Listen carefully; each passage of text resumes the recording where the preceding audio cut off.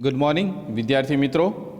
શ્રી લાલ બહાદુર શાસ્ત્રી વિદ્યાલય boys Rajkot, હું પટેલ નિલેશ આપનું ઈ લર્નિંગની અંદર સ્વાગત કરું છું. આજે નવા સુવિચારની સાથે આજે અભ્યાસ કરીશું. તમારા સ્ક્રીન ઉપર તમે જોઈ શકો છો એક ચિત્ર અને એક સુવિચાર કે કોઈ નહીં દેગા સાથ તેરા યહાં, તુझे લડના ભી ખુદ હૈ और सबलना भी खुद है.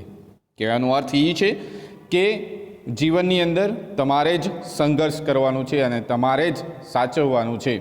કહેવાનો મતલબ કે તમારે જ તમારા ઘરના જે સંબંધો છે અથવા તો તમારો જે પરિવાર છે એને સાચવવાનું છે, લાલન પાલન કરવાનું છે. એટલે કોઈ તમારો સાથ નહીં આપે, તમારે જ પ્રયત્ન કરવાનો છે અથવા એમ કહી શકાય સંઘર્ષ કરવાનો છે. તો આ સુવિચારની સાથે આપણે નવો પ્રશ્ન સમજીશું. નવો પ્રશ્ન તમારા સ્ક્રીન ઉપર જોવા મળે છે. વિદેશ વેપાર પ્રકરણ 9 વિદેશ વેપારમાં 8 માર્ક્સનું ગયા વર્ષોમાં પૂછાઈ ગયું છે ને આ વર્ષની અંદર પણ પૂછવાની શક્યતા વધારે છે. જે આ પાઠની અંદર અભ્યાસક્રમ બાદ કરેલો છે, આની પહેલાંનો વિડીયાની અંદર તમને તે જોવા મળશે, સમજવા મળશે. ન સમજાય તો મને ફોન કરવો. તો શરૂઆત કરીએ વિદેશ વેપાર માટેના કારણો. તો 4 કારણો છે કે શા માટે વિદેશ વેપાર ઉદ્ભવે છે. એનું પહેલું કારણ છે, તમે જોઈ શકો છો કે વિદેશ વેપારમાં ઉપલબ્ધ સાધનોનો તફાવત. તો આ તફાવત છે, એ તફાવત તમારે જોવાનો છે. કહેવાનો અર્થ કે સમજવાનો પણ છે કે અલગ અલગ દેશની અંદર તમે જે ઉત્પાદનના સાધનો છે તેનું પ્રમાણ અલગ અલગ હોય છે. અથવા તો એમ કહી શકીએ કે ભારત દેશની અંદર શ્રમનો જે પુરવઠો છે, સક્રિય પુરવઠો છે, એ વધારે છે. જ્યારે તેની સામે ટેકનોલોજી, જે મૂડી સાધનો છે એ ઓછા છે, ટેકનોલોજી ઓછી છે એમ કહી શકાય. ઉત્પાદન માટે જરૂરી બધા જ પ્રકારના સંસાધનો એટલે કે ઉત્પાદનના સાધનો. ધોરણ 11માં આપણે સમજી ગયા જમીન, મૂડી, શ્રમ અને નિયોજક. એમાં નિયોજક કદાચ ન આવે પરંતુ જમીન, મૂડી, શ્રમ આવે. પણ દરેક દેશ પાસે હોતા નથી, જે આગળ ઉદાહરણ દ્વારા સમજી ગયા. દુનિયાના દેશો સંશોધનો, કેટલાક સાધનો, ટેકનોલોજી વગેરેનો વેપાર કરી પોતાની જરૂરિયાતો પૂરી કરે છે. સાચી વાત છે. જે ઉદાહરણ આપણે સમજી ગયા, ફરીથી આપણે સમજીએ કે ભારતની અંદર શ્રમનો પુરવઠો વધારે છે, એટલે ભારતમાંથી ઘણા બધા દેશોની અંદર કામ કરવા માટે, રોજગારી માટે, નોકરી માટે લોકો જાય છે. અને બીજા દેશ પાસે જે નવી ટેકનોલોજી છે, અથવા તો એમ કહી શકાય જાપાન આપણને નવી ટેકનોલોજી આપે છે, તો તે પોતાની જરૂરિયાત પૂરી કરે છે. કહેવાનો અર્થ પોતાની જરૂરિયાત પૂરી કરવા માટે વિદેશ વેપાર ઉદ્ભવે છે. તેથી એમ કહી શકાય પહેલો મુદ્દો, દેશમાં ઉપલબ્ધ ઉત્પાદનના સાધનોમાં તફાવત. કોઈ દેશની અંદર ઉત્પાદનના સાધનો ઓછા હોય તો કોઈ દેશની અંદર ઉત્પાદનના સાધનો વધારે હોય. નંબર 2 તમે જોઈ શકો છો ઉત્પાદન ખર્ચ એટલે શું? ઉત્પાદન ખર્ચ એટલે કે કોઈ પણ વસ્તુ કે સેવાનું ઉત્પાદન કરીએ એનું ખર્ચ જુદું આવે છે, અને એ પણ જુદા દેશોની અંદર. ઉત્પાદન ખર્ચ વસ્તુ અને સેવાના જે ઉત્પાદન થાય છે એ જુદું આવે છે, અને એ પણ જુદા દેશોમાં જુદું હોય છે. કેટલાક સાધનોની અછત અને ઊંચી કિંમતોને કારણે ઉત્પાદન ખર્ચ ઊંચો હોય છે.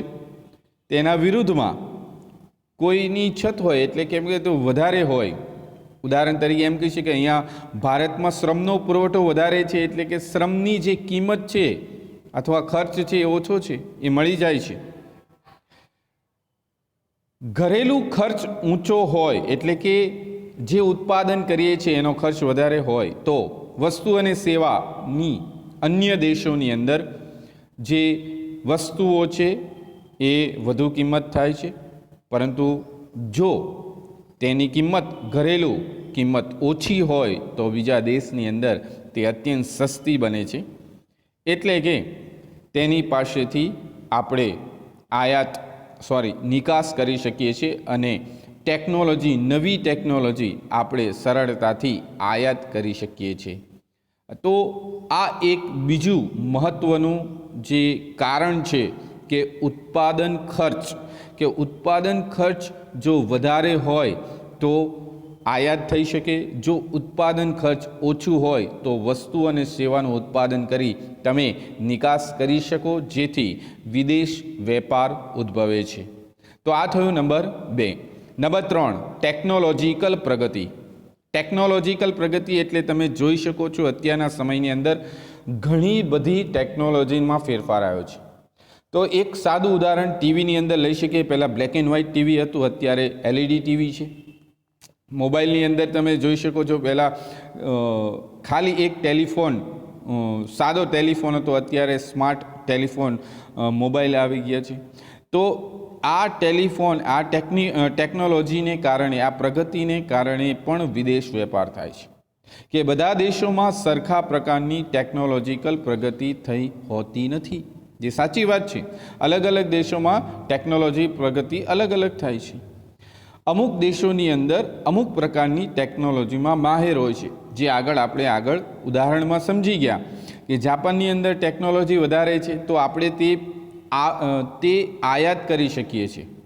એટલે કે બીજા દેશોમાંથી આપણે આયાત કરીએ, જેથી આપણે સરળતાથી ઓછા ખર્ચની અંદર વસ્તુ અથવા સેવા તૈયાર કરી શકીએ. દરેક દેશ દરેક વસ્તુના ઉત્પાદનમાં એક સરખી કાર્યક્ષમતા ધરાવતો નથી. દરેક દેશ દરેક વસ્તુના ઉત્પાદનમાં એક સરખી કાર્યક્ષમતા ધરાવતો નથી. તેથી બે દેશો વચ્ચે વસ્તુઓ અને સેવાઓનો વેપાર થાય છે, જેને વિદેશ વેપાર કહી શકાય છે. તો આ થયું તમારે ત્રીજું કારણ છે. પહેલું કારણ આવે, ફરીથી યાદ કરી લઈએ કે દેશમાં ઉપલબ્ધ સાધનોના તફાવત. નંબર 2, ઉત્પાદન ખર્ચ. નંબર 3, ટેકનોલોજીની પ્રગતિ. નંબર 4, શ્રમ વિભાજન અને વિશિષ્ટીકરણ. શ્રમ વિભાજન એટલે કે શ્રમનું વિભાજન કરો, કે દરેક દેશમાં શ્રમની ઉત્પાદકતા અને કૌશલ્ય અલગ અલગ હોય છે. સાચી વાત છે. શ્રમની ઉત્પાદકતા અને કૌશલ્ય એટલે કે સ્કિલ અલગ અલગ હોય છે. વળી નિયોજન શક્તિની કાર્યક્ષમતા પણ અલગ અલગ હોય છે. નિયોજન શક્તિ એટલે કે ઉદ્યોગોના જે માલિક હોય છે એને નિયોજક તરીકે ઓળખી શકાય, જે ધોરણ 11ની અંદર આપણે શીખી ગયા. જે વ્યાખ્યા છે ફરીથી યાદ કરી લઈએ કે ઉત્પાદનના 3 સાધનો જમીન, મૂડી, શ્રમને કુશળતાપૂર્વક સંયોજન કરનારને નિયોજન કહેવાય. પરંતુ તે શક્તિની અથવા તો તે કાર્યક્ષમતા દરેક વ્યક્તિ અથવા ઉદ્યોગ માલિકમાં અલગ અલગ હોય છે. તેથી દેશો વચ્ચે શ્રમ વિભાજન અને વિશિષ્ટીકરણ જોવા મળે છે. અમુક શ્રમ અમુક પ્રકારની વસ્તુ અથવા સેવાઓના ઉત્પાદનમાં વધુ આવડત ધરાવતો હોવાથી દેશ તેવી વસ્તુનું ઉત્પાદન કરે છે. બહુ સીધી અને સાચી વાત છે. જેમાં વિશિષ્ટીકરણ હોય એટલે કે સારું ઉત્પાદન કરી શકે, ઓછો ખર્ચ હોય તે વધુ ઉત્પાદન કરી શકે, એટલે કે તેને નિકાસ કરી શકે છે, જેથી આવક પ્રાપ્ત થાય.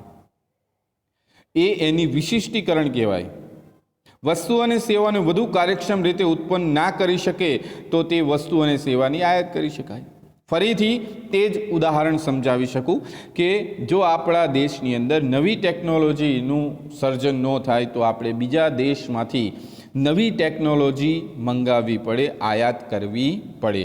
તો બીજા દેશમાં વિશિષ્ટીકરણ છે, વિશિષ્ટ એવી ટેકનોલોજીનું ઉત્પાદન કરે છે અને ફરી તે આપણે આયાત કરીએ છીએ અને અહીંયા આપણા દેશની અંદર વસ્તુ અને સેવાનું ઉત્પાદન કરીએ છીએ. તો આ થયા તમારા 4 કારણો જે બોર્ડની અંદર પ્રશ્ન 3 માર્ક્સની અંદર પૂછાઈ ગયો છે, તમારે યાદ રાખવાનું છે, તમારે પાકી નોટની અંદર લખવાનું છે.